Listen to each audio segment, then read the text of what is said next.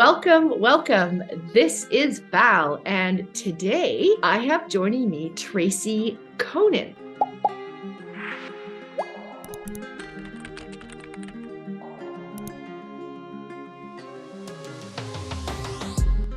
And Tracy Coenen is a financial fraud expert. So Tracy's been working as a forensic accountant for more than 25 years. And what's so interesting is that she finds money, particularly in relation to people who are going through the separation and divorce process. Some of the stuff that Tracy works on is learning about those red flags. If you have red flags about your spouse, if you're going through a separation, you're worried that they're hiding money. She talks about the concept of financial infidelity, which I can't wait to get into, in terms of where people start, like if they're going through a separation and divorce, like the place you have to start regarding your money stuff. And then, of course, Tracy has a program called the Divorce Money Guide, which sounds super exciting. So I'm super happy to have you here, Tracy. Thanks for joining me today. I'm happy to be here. And that was a really thorough introduction. That was fantastic. Good, yay. There's so much to know about the money when it comes to divorce, right? When people are getting divorced, their two biggest concerns are usually what's going to happen to the kids and what's going to happen to the money. My involvement in the divorce process is so important because I am really motivated to have people fully understand their money before they finalize that divorce. Before they actually have it all final, you want to make sure that they understand exactly where they're at, like what the whole, sometimes I ask questions to my clients and I'll be like, somebody's asking this question, not necessarily to get to an agreement, but it helps me get the overall context of someone's life. And what you're saying is that, I think what you're saying is that when someone's going through a separation, getting a divorce, all that, they need to know their entire financial context, the whole playing field, as it were. They really do. I typically work with people who are divorcing, who are the spouse who hasn't had control over the money. So they haven't been paying the monthly bills. They haven't been the one creating the budget, looking for everything. They might not know, where is all of our money? Where do we have investment accounts? Where do we have retirement accounts? I know we own a home and a car, but do we owe any money on them? What credit cards do we have? How much is going on the credit cards every month? I'm working with this spouse who doesn't usually have all of that information. And to me, that's super important information to have. You need to know how much money has it cost every month to support your household? And what are those assets, the things you own, and those liabilities, the things you owe? Yeah. Because until you know those facts, you can't possibly make an informed decision about some sort of financial settlement in the divorce. Now, it's so interesting that you should say this because, we're recording this in 2023. I mean, we're not thinking that like the time has passed. I think like my parents, my mom was a housewife and dad worked outside of the home, and just all those decisions were essentially handed to dad, and that's just the way it was. And you would think in our more of women are often much more well educated and they've got a lot more choices than say my mom did, it being born in 1923. And it's so interesting. So in this day and age, as it were, are you finding that there are still, is it prevalent that someone doesn't know their financial picture? It is very prevalent, and it is still by and large the women who are in the lesser financial position. We have women far more often who become the stay-at-home parent. They leave a career, they stay at home to raise children. If it's time to get divorced, they are set back financially because their career has been put on pause. They haven't been saving in a retirement account of their own. And many times, because if the husband is the major breadwinner, it is often a natural progression that he also manage the household's money. It's just what happens in a very large percentage of cases. So I tell women, do not be embarrassed if you don't know what's been going on with the money. Number one, we trust our spouses. You drop the kids off at school every day. Your husband mows the lawn every week. This is division of duties. It is normal. It is normal to trust your spouse, and it is normal to give up financial control. It's not what I recommend that you be uninformed about the money, but it is certainly very normal. And so let's take the shame out of it. We are where we are. If you're getting divorced now and you haven't been on top of the money, that's okay. We can learn what we need to learn about the money so that you know what's going to be happening. Oh, that's great. That's great. And, over the years, I have often seen parents parties generally, where they go, oh my gosh, I had no idea what our financial situation was, right?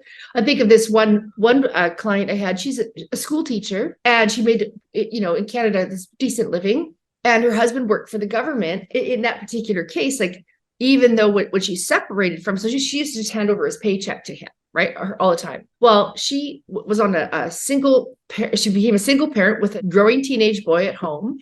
The husband always said there was never any money, never any money. She'd never seen so much money when she started to manage her own funds, right?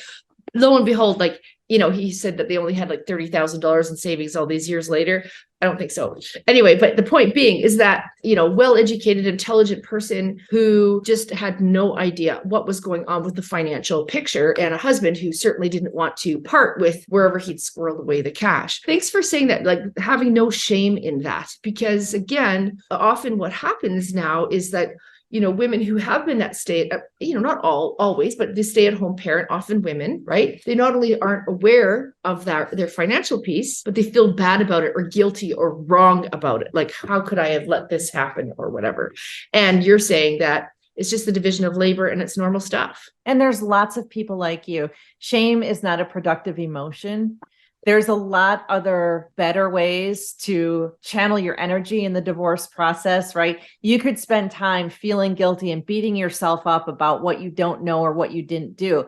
I'd rather you take that time and energy and put it towards, let's gather the information you need now. You have access to certain financial documents. Let's use your time and energies productively so that we can help you win this divorce. I know nobody wins in divorce, but I love to say, let's win this divorce. Yeah, that's a great way of saying it. And now you mentioned red flags. Like, actually, before we talk about red flags, please tell me about financial infidelity. What you mean? I've just seen that so interesting. Financial infidelity, what you're saying there. Financial infidelity is telling lies about the money in your marriage. And it encompasses a whole lot of things. It encompasses secret spending. It is going outside of agreements that you and your spouse have about how money is to be handled and what's going to be purchased or not purchased. It is hiding money. It's spending money on things your spouse wouldn't approve of. And some of that could be really naughty things like drugs and hookers and gambling. And some of it is not so naughty stuff, but things that your spouse wouldn't approve of. So financial infidelity comes about when there is any sort of dishonesty about the money. And I will tell you what, the statistics about how many people are engaging in financial infidelity in their marriages, they're really staggering. I have some very close friends. They've been married for a very long time. He gambled everything away twice, unbeknownst. Wow. And again, like, these are people that I'm very close to that, we tell our deepest, darkest secrets to. Well, he hadn't said this, he hadn't been sharing that, lost all their money once, and then she was in big trouble, and then rebuilt it and then lost it again. But unbeknownst to the, wow. Yes, they're not together anymore. That was one problem among many. Right. Financial infidelity. Okay. Very interesting. When you're working with people, so you work with, like you said, the spouses who are often like that stay-at-home person. When you do that, do you find, is it financial infidelity? Like, is it more prevalent than we think? It is more prevalent than we think. In my cases, by the time someone gets to me and is hiring me, in their case, they are pretty certain that something funny has been happening with the money. So right. I won't use my cases as the litmus test for across the board how prevalent it is, but depending on what study you look at, you might see upwards of 50 to 80% of people are probably not being truthful about the money with their spouse. Mm-hmm. So when I am working on these cases, I'm going through a family's bank statements and credit card statements and investment statements. And what I'm doing is tracing the money and watching its movements from account to account and seeing, where does the money evaporate into thin air? There's a cash withdrawal of $10,000 and we don't know what it was spent on. Or there was a transfer out to a bank that a spouse never knew we had an account at, or something like that. Or there's the cashing out of the retirement account, or there's the credit card expenditures for hotels and dinners and jewelry and lingerie, none of which the wife received. Those are the kinds of things I'm looking for. Now, and help me with this. You said that there were some red flags that a person could look for. What would be like an example of some red flags to say, maybe I should do a double check about what's going on here? Well, of course, there's a laundry list of those as well. Some of the biggest, most common ones are your spouse's behavior becoming more secretive, especially if those secrets revolve around financial issues. Maybe it is the bank statements used to come in the mail to the house every month, and now they don't anymore. Or my spouse is intercepting mail and not letting me see it. Or I lost access to the bank account online, and my spouse said, oh, I've forgotten the password. I've changed the password, and they won't give you that access. Those kinds of behaviors are really problematic. There's things like getting you to sign documents without letting you see them, asking you to sign a tax return without letting you look at it, without maybe letting you go to an accountant and have it explained to you, throwing away documents. Like you have a drawer at home where you have always kept tax returns and bank statements and things like that, and suddenly those documents are gone. There's all sorts of telltale signs. Yes. And what I found in working with people in divorce and in working with people using the divorce money guide is the average person doesn't know if the sign that they're seeing is something that they should worry about or not. So I put together an assessment called the red flag assessment that people can take.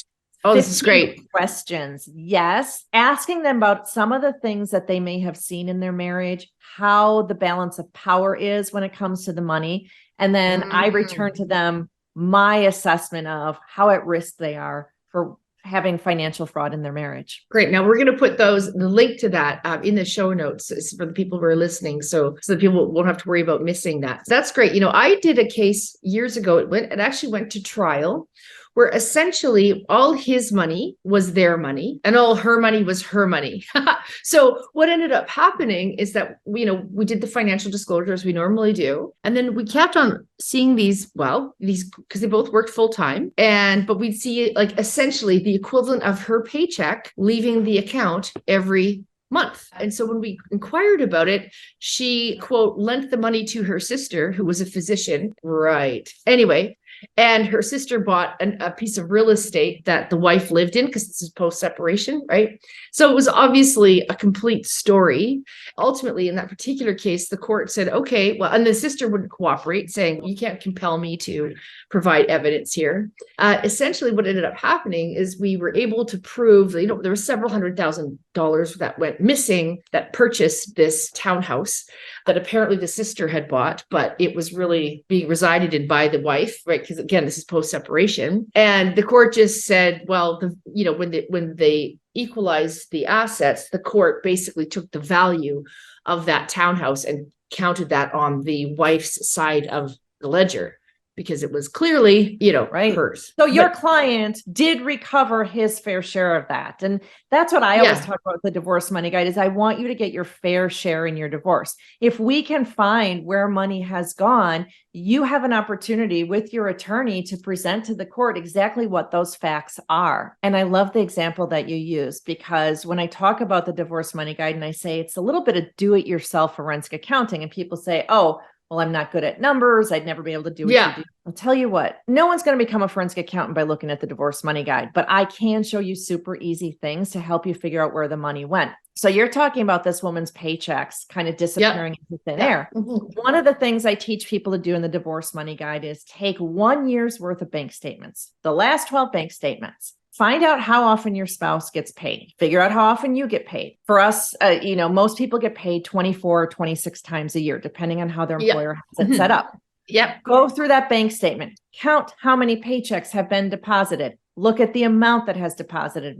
Make sure it is the correct amount that has been deposited. If you go through a year's worth of bank statements and see that 20 paychecks of your spouse have been deposited, you know you have a problem. And that didn't take any specialized forensic accounting knowledge to figure out, did it? That's a really, really great way to look at it. So, because something got deposited somewhere, right? Right. And in the case that you're talking about, her paycheck got deposited, but then it got taken out immediately. If someone was going through the bank statements the way I showed them to, and they were looking for those deposits of the paychecks, I I guarantee someone would have seen, wait a second, I keep seeing a similar amount coming out of the account every month. Yep. Hold everything. Let me find out what's going on here. In that particular case, my client, he did get his money, his fair share. It was when we did the financial disclosure, I'm going, wait a second, where's this? Because there was quite a few accounts, he was a fairly sophisticated investor. So there was a lot of stuff moving around. But what I was able to see is like, wait, there's this money's gone somewhere, but I don't know where it's gone. There's some kind of, this is when it was quote unquote lent to the sister, right? Which of course wasn't the case. You could be a forensic accountant, Val. Well, how about it? Yes. If you like what you see here, hit that like button and hit the subscribe button so you will be kept apprised of every time I release a new video. And last but not least, if you want to leave a comment, be sure to do so because I will always respond. Yeah, I found it very tedious and boring, by the way, to do that process. I know.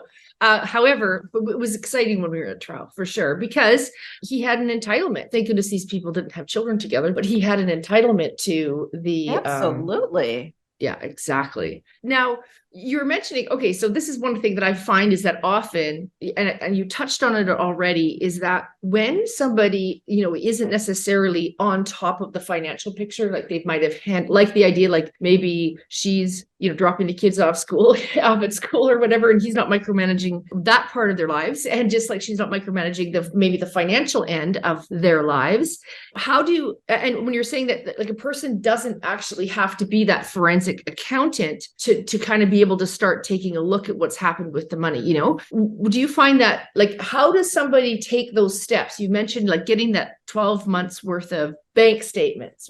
What would be another thing that you would suggest that a person do? What I do with people is I walk them through actually a 10-step process to do this, breaking it down, very simple steps. And so I work with people to help them get their bank statements. It might sound silly to some people who are on top of their banking and know what's going on, but there are many people who haven't been involved with the money. If I say, go get your bank statements, that seems really overwhelming. They wouldn't know where to start. Yeah. So I work with them. Here's how you get your bank statements. Here's how you get your tax returns. Here are the kinds of things you look for in the bank statements. Here's how we organize the bank statements. And so, I have a sheet where you take an inventory of the statements that you have and check off to make sure that you've got an entire year's worth for each of the accounts, and take an inventory of your tax returns to make sure that you have all of the years. And if there's a business involved in things, that you have all the years for the business as well.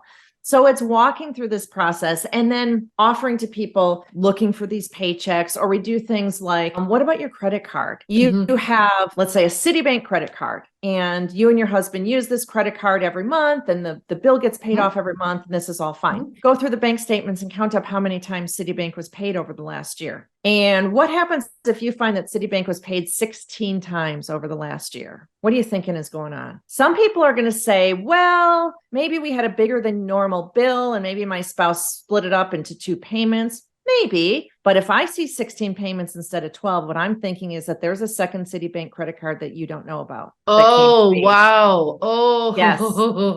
Yes. Right. Because this is what the dishonest spouse does, is they think, okay, if my spouse were to see a payment to Citibank, they're not going to think anything of it because we already have a credit card there. So if I want to have a secret credit card, I'll get one at the exact same bank because that's not going to raise suspicions. And that way also, if Citibank sends any mail to the house, it probably won't, no one will pay any attention to it because it's nothing out of the ordinary. Whereas if I went to a completely different bank like Wells Fargo and got a credit card, and all of a sudden Wells Fargo mail started coming to the house, my spouse might get suspicious. We've never banked at Wells Fargo before. Right. Wow. That makes a lot of sense. And I guess the way you would find out if they do have this separate card is if you said, okay, in January, we'll pick a month out of the sky. In January, I see that there was these 2 payments. And then you would, I guess, go back to that January credit card statement and look for those payments for both of them. And if one payment's missing, it's like, wait a second. You're absolutely right. You've got it down. You could be a forensic accountant. I'm telling you, this is your new calling.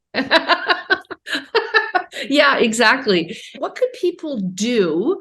Okay, so they haven't been paying attention. So they want to start paying attention, right? They want to make sure that they're kind of on top of things, right? Like, what can they do to, like we can't change the past, right? But we can kind of move forward to change. What can they do to protect themselves from being in a financial turmoil, or reaching a deal that is, not in their best interest because they don't have the full information in front of them?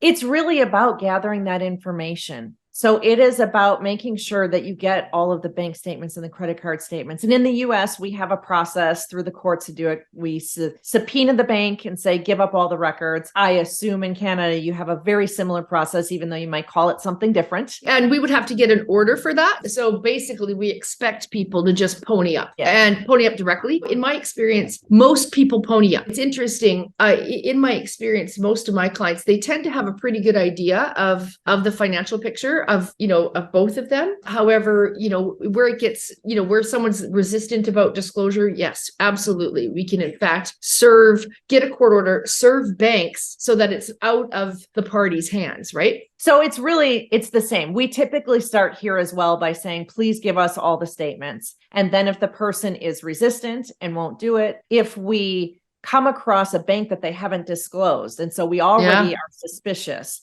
we will go get that court order to have the banks produce the documents. So very, very much the same. The process of protecting yourself before you enter into that settlement or that agreement in the divorce is getting all these financial documents and satisfying yourself that you know what the money has been spent on. And practically speaking, understanding even the legitimate spending in your marriage. How much were we paying every month for the mortgage, for the cars, for putting gas in the cars, for buying groceries? That budgeting process is very, very important. Knowing what you spent historically so you can kind of figure what you're going to need to come out of this marriage, that's really important as well. So my number one tip for making that settlement as fair as possible is making sure you have all the information before you do it. Now, I also noticed you talk about financial abuse. Can you share for our listeners here about what that is all about? There is a lot of overlap between financial infidelity and financial abuse. Financial abuse, more specifically, is an individual using money as a means to control you and to control your behavior. It might be limiting what you can spend, questioning you about what you've been spending in a really negative way, concealing details from you about your financial situation, not allowing you to spend. Potentially, financial abuse could involve your spouse going out and spending recklessly from your shared funds, from your family's funds. So there's a whole lot of different ways that financial abuse can occur, but I like to just think about it as using money as a means to control someone else. I know that when we talk about family violence, coercive controlling abuse, like that would be someone when the person wants to control their social life, control who you hang out with, control relationships, control what they say, do, what television they're watching, like all that kind of stuff. And the financial abuse piece of it is, again, maybe taking the person's Visa card or access to finances, or monitoring every cent of their spending, that kind of thing, just as a method to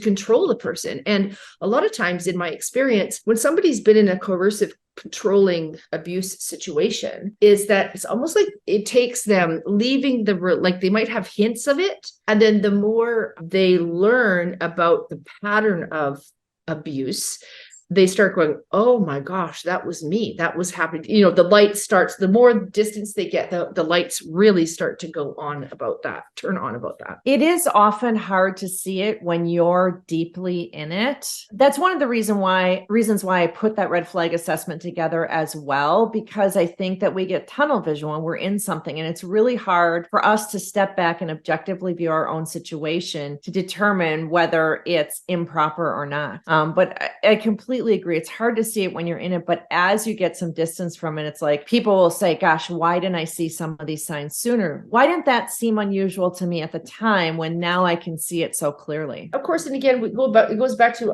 we trust our spouses, or we want to anyway. It's a good place to start, I think, not living your life being an overly suspicious person, because that's no fun either.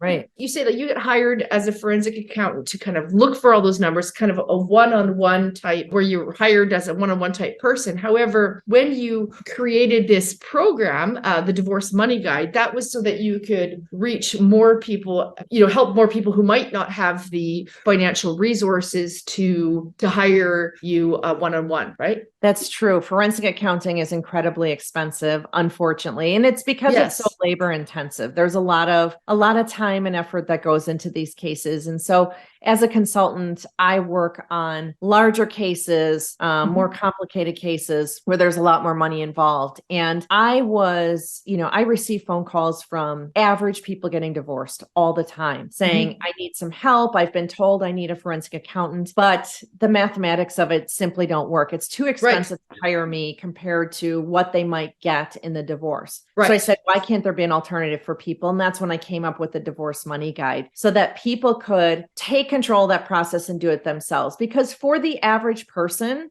the money scenario isn't that complicated, that it probably doesn't need someone with my skill level. And it is probably something that you could do. And if you think you're not good with numbers, maybe you have a close friend or a family member you trust who is better with numbers, who could help you go through them. But for most average people, it's really getting those bank statements, knowing what to look for in them, and kind of going through them line by line and highlighting certain things that I can tell you what to look for.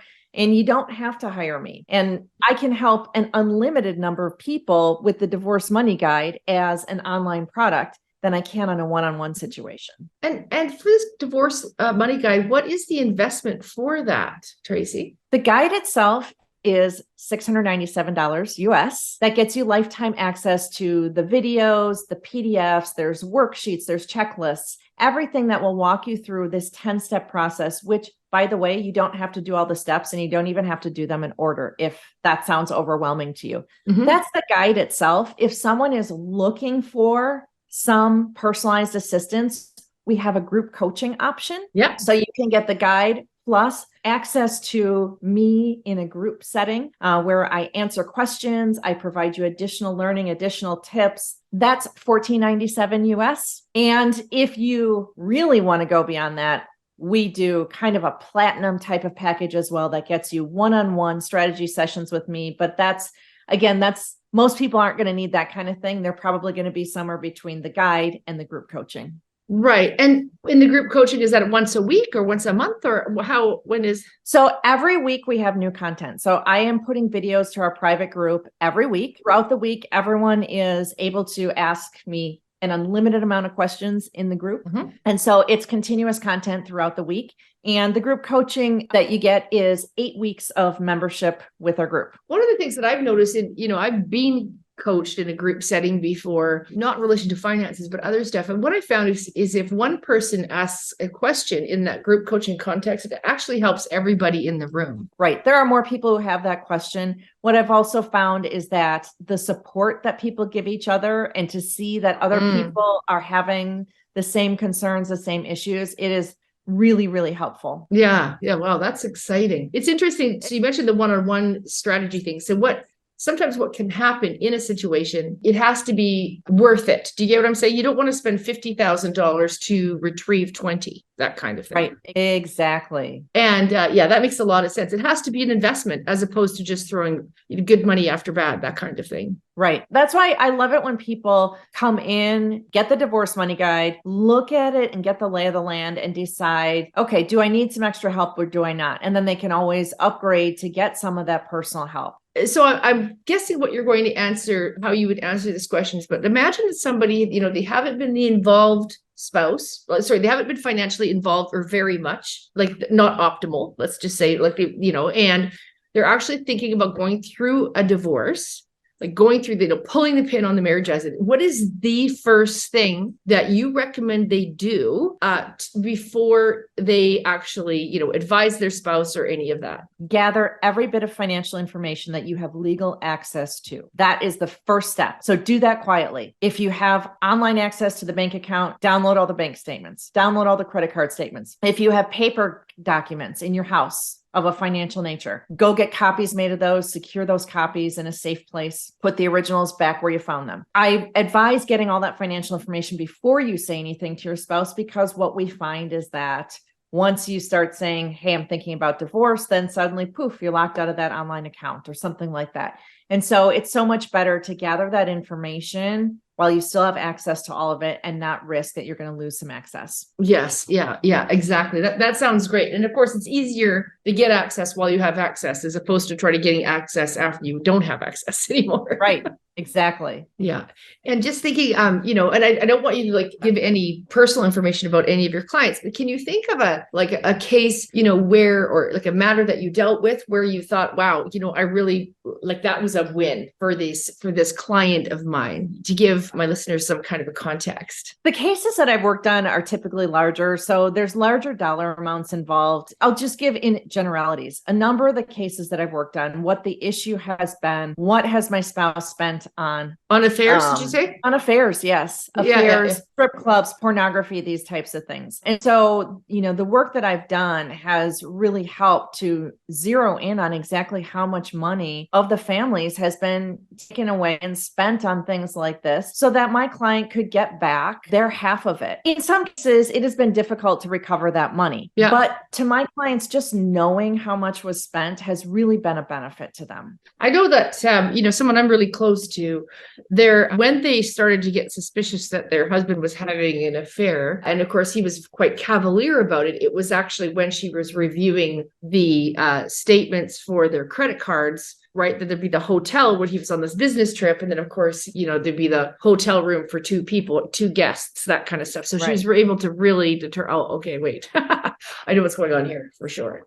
Yeah. I mean, it's going line by line through the credit cards to find things like that, to find, a jewelry purchase that my client knows she never received, things like that. Yeah. Which is very painful in and of itself, for sure. It's painful, but at the same time, I think for the most part, my clients would say, I'd rather know. I had a lot of questions. I thought it was happening. I just needed to know one way or the other. Yes. And unfortunately, they tend to know. It tends to be, if someone's suspicious, it tends to be for a good reason, in my experience. And so Tracy, so people can find you at Fraud Coach, FRAUD coach.com. That's right, because I'm your fraud coach. I am your fraud coach through your divorce process. Wow, that's really great. Anything that you want to add before we sign off for today? Well, I'll tell you, if you do go to fraudcoach.com, at the very top of the page, you will see a link to do the red flag assessment. So you can take that 15-question quiz for free. It'll probably take you about 3 or 4 minutes to go through the questions, and you'll get my feedback on how concerned you should be about the money in your marriage. Well, that's great. And again, I'll put that in our show notes so that people can have direct access to that. And it's Tracy Coenen, Coenen. And again, she's at fraudcoach.com. Thank you so much for joining me today, Tracy. Thanks for having me. It was a delight. So if you like what you see here, hit the like button, subscribe so you can be kept apprised of all my new content as soon as it's released. And if you want to know more, go to thebetterdivorceproject.com. That's thebetterdivorceproject.com. You'll find tons of treasures on that site, including the ability to sign up for the Better Divorce Project newsletter, where you will find helpful tips, strategies for helping you through your separation and divorce.